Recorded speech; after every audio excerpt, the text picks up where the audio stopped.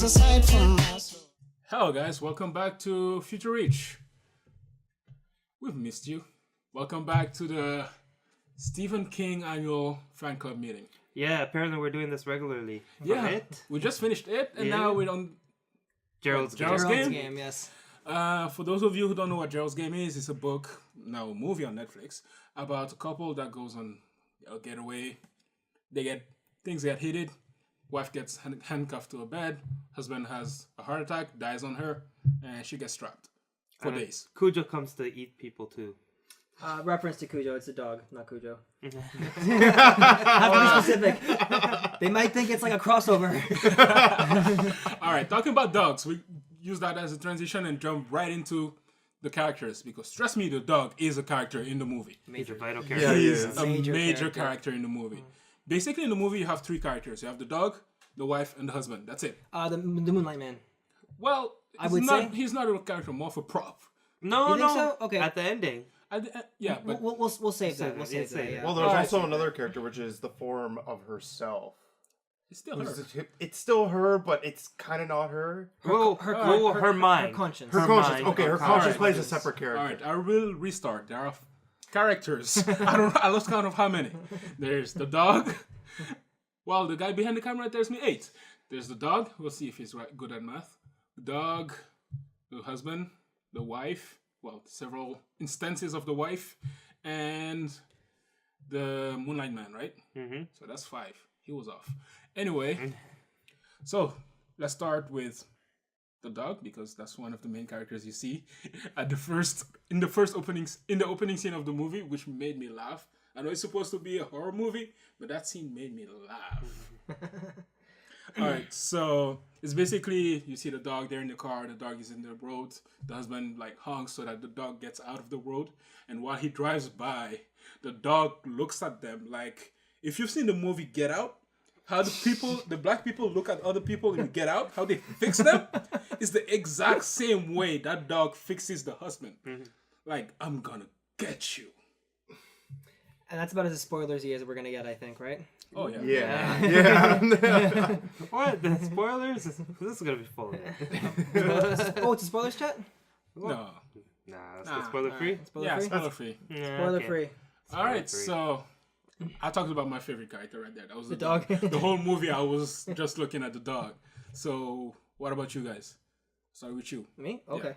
You're the Stephen King expert in here. I like the way Jessie was portrayed, the main character. I thought Carla Gugino was perfectly cast. I thought she did a really good job playing her. I enjoyed watching her go through the emotional roller coaster that she goes through. I enjoyed seeing, as you said, her different incarnations, her consciousness coming and talking to her, debating with her, like her husband being the evil part and her own consciousness being the good part.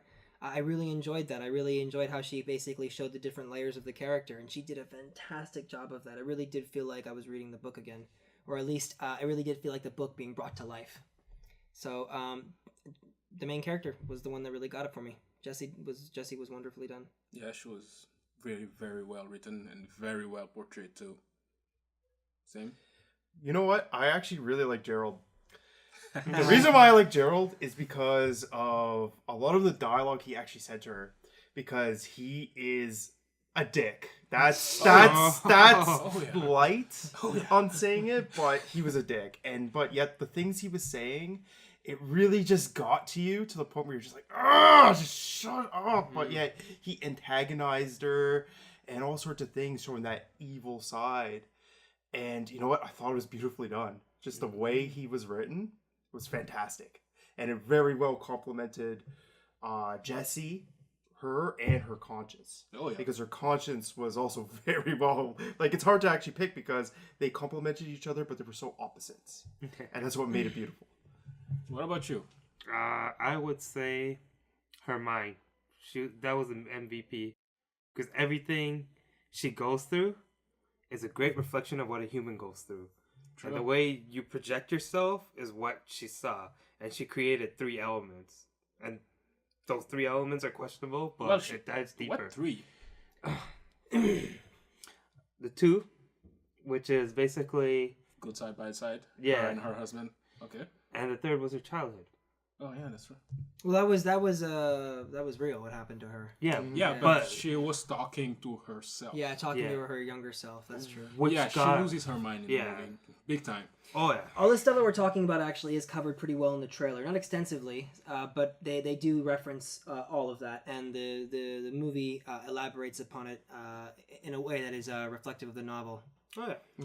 All right, so talking about like characters, they interact with each other very well, right? The dialogue is very good. So,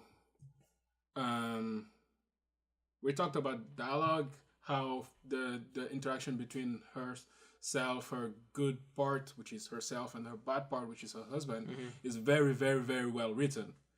So, how do you think that? How can I say this?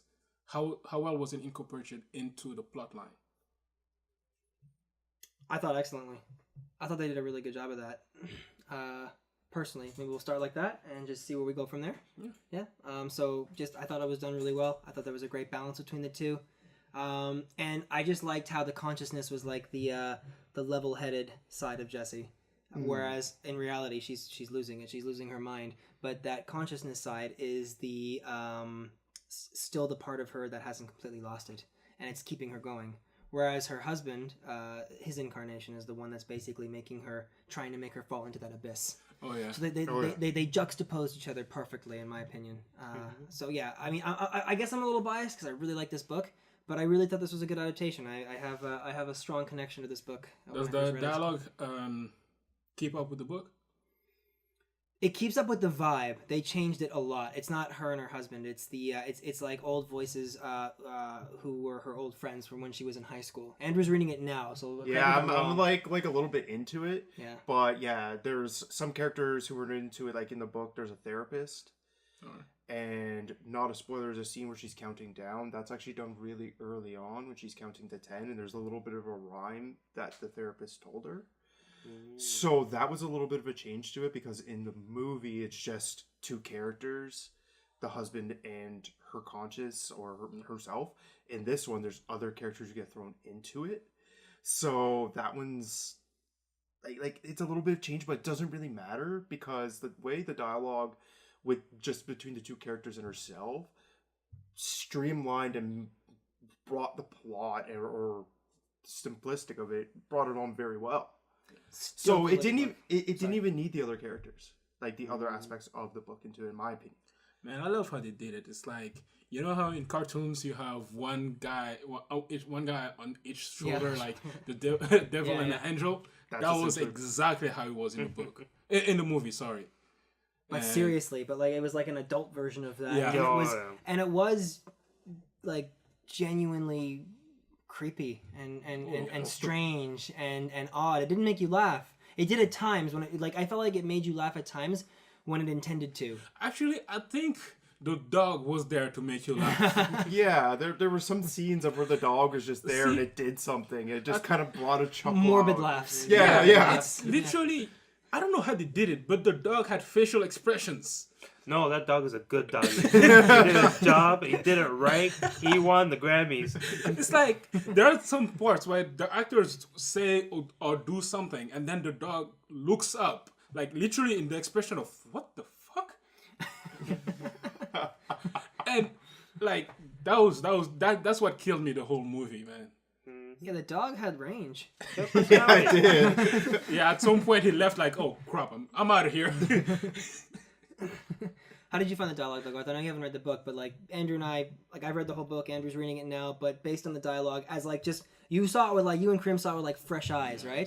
Having never read the book, I don't even think having heard of it until Andrew and I brought it up, right? Oh no, No, you told me about exactly. Okay. it. Yeah, Well, you told But us. this story is still pretty new to you, right? I know I talk a lot about it, but the story is still pretty new to you, right? So I was wondering, how did you guys find it in terms of the dialogue? I know I love Stephen King. I'm a huge fan. Okay, the dialogue itself, like some of the stuff when Gerald talks as a consciousness, he has some badass lines there. And the one thing I love is like, I want a couple of these hallucinations. They calculated how to survive. No, they were like, you have this much time, you have this, you need this to survive. What do you want to do, soldier? I don't know. It's literally, you've been here for this long. We came here at that time. We spent that much time. You've been on the bed for that long. It's like, what the heck happened? See, as a normal person in that situation, you're in such a panic state that you wouldn't think about that. But your consciousness kept you in check, so I don't know. Even the nasty side of it. Yeah, Actually, the yeah, nasty that's side was the one that was helpful. Yeah, at times, not always. He gets worse as it goes on. Yeah.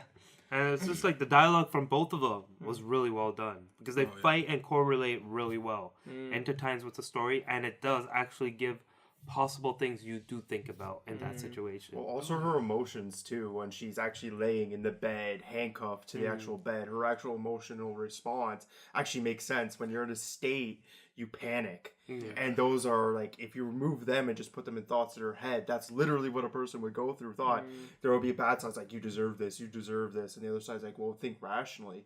What can you do to survive this? And then you would have an emotional response. I think one of the other things that makes this movie so vivid is the way they portrayed emotion through imagery. It's like, what we talk about when she was panicking, you see her on the bed, like there's a time lapse, first of all, and then you see her on the bed, and you're like, what? And then you can see like how the whole room is portrayed, her face, the makeup, it was perfect. It was just perfect. Oh yeah. Throughout the movie, they had a wide angle, but you see everything as it gets closer and closer to the end. Everything gets closer and closer as the shots. They're not as wide until, well, there was a turning point. After that turning point, she had a lot more freedom and room. Everything came into context. So the way they shot that was really well. That's a good point. It's very claustrophobic. Oh yeah. And when it's not claustrophobic and they're outside, you have the eclipse, which looks like the gates of hell. Yes. Right? Like, oh, that eclipse. Right? Oh my god. Nah, I love that little touch. That It was orange red. That was not orange. That was red. That was red, yeah. That was some good color grading, though. I gotta be honest Yeah. with you. It looked, it was intense. It was intense. And the whole meaning behind it was intense too. But that I will not spoil it for our viewers. But when it's out in the when we're finally out in the open, away from that bedroom, it's all red and uninviting and just horrifying. And of course, there's what happens, which also contributes to that. So it's just they don't give you any sense of escape. Oh no. But when you go back into the bedroom, even though it's claustrophobic, it kind of has that sense of security almost, in a sense, because that outside is so demonic and out like red and hellish that when you're inside, you're claustrophobic. You kind of feel like, okay, I have a sense of security, even though she's panicking. That's what makes this beautiful in the way that they portrayed that claustrophobicness compared to the contrast of the outside. Yeah. It's another thing I was going to portray is like the room where she's trapped, and you can hear the outside, but you don't see it. When she's in the bedroom. Yeah, when she's locked, when she's when handcuffed. she's stuck in there, You can hear, like, you see her like turning around, looking outside, but she can't see from inside what's happening outside. Yeah. And that's also well done because you can panic. You panic with her, like, what's outside? Yeah. And yeah. I don't know if I should spoil that scene or not. That scene I talked about. Like, there's a scene that reminded me of... Hint at it? Yeah. There's a scene that reminded me of sleep paralysis episode where you wake up and then you can't move. You're terrified. And there's something in the corner of the room that you can't make out. And just there. It's just standing there. Yeah. And that's exactly what sleep paralysis is. And they kind of hint to it, maybe push it to another level in the movie. But it's like when I saw it, I was straight up, yep. That was to me. That was really creepy too. That was efficiently well made. That was efficiently well filmed. It looked. It was made the hairs in the back of my neck and arms on my arms stand. Oh yeah, I did. It was really creepy. Even when you were describing it, I was like, dude, this scene was just like, it's a piece of his life. You can tell that little piece was taken from his real life. Because that's not something you can explain if you never experienced, right? And that sleep paralysis that you described, Krim, that was, I think, expertly taken from the book. That was one of the things, like, among many things. The film as a whole, to me, is a triumph. But it really got that scene down, just completely down, right from the pages. Oh, yeah. The movie compared... I don't know. It's like, the movie was really good. Like, I was kind of skeptic coming into this because I'm not a big horror movie fan, as I've said before. But again, this is not a horror movie, not for me. No, this is psychological. Psychological This is thriller. Definitely this not horror. messes up with your mind real fast. So I It's- just remembered that we forgot one character, which is her dad. Yes. That made me question: does Stephen King write all dads messed up? Oh God, yes. No, it's funny. It's funny you bring that up. His dad left him. Understandable now. No, but I think his dad actually went out and just I mean, maybe that's a reflection of that. I don't know. But Stephen King, whenever you see him in interviews, he just seems like such a nice guy. Yeah. Like if people he's done funny interviews where he has said people always ask me what happened to you that just messed you up so much, and I don't think he's not really messed up. He's just a really interesting He just guy got who has imagination. he's just got a hell of an imagination. That's why we have Yeah. we've seen 2 of his movies. Yeah. He has a whole collection. I'll take a picture one day and post it on social Well, media. the interview You'll see. too when we had all the books Yeah. around, right? Yeah, I mean, I'm just a huge fan. I really like Stephen King. Anyway, Yeah. we'll wrap it up in here. Yeah. I think we all really enjoyed the movie. Yeah. it I'll was personally say that I'll personally recommend that movie to people because I like psychological movies that make you think. So I'll recommend to people go watch it. It's on Netflix, so just go watch it. What do you think? Go watch it. Just go watch it, and then once you're done watching it, read the book. Or even if you want to, read the book first, then watch it. Yeah, watch it and definitely check out the book and take a shot every time I say I'm a fan of Stephen King in this video. See if you make it out sober. Yeah. What about you? You didn't give your opinion. Forgive Dark Tower. It and Gerald's game did a really good job. Oh, we're They gonna really- do a review of Dark Tower. We too. have to. I promise you, we're gonna do one. So it's Anyway. watch. Yeah, anyway, so thanks for watching as always. Hit us up in the comments. Which one is your favorite Stephen King book, novel, whatever? Like, which Adaptation? one do you want to see made into a movie next? Maybe. And yeah, that's it. Don't forget to like, subscribe, share. definitely share. All right, take care. See you guys. Thank you for watching. If you like what you saw, you can check out the next video here. If you're in a daring mood, you can select a random video here.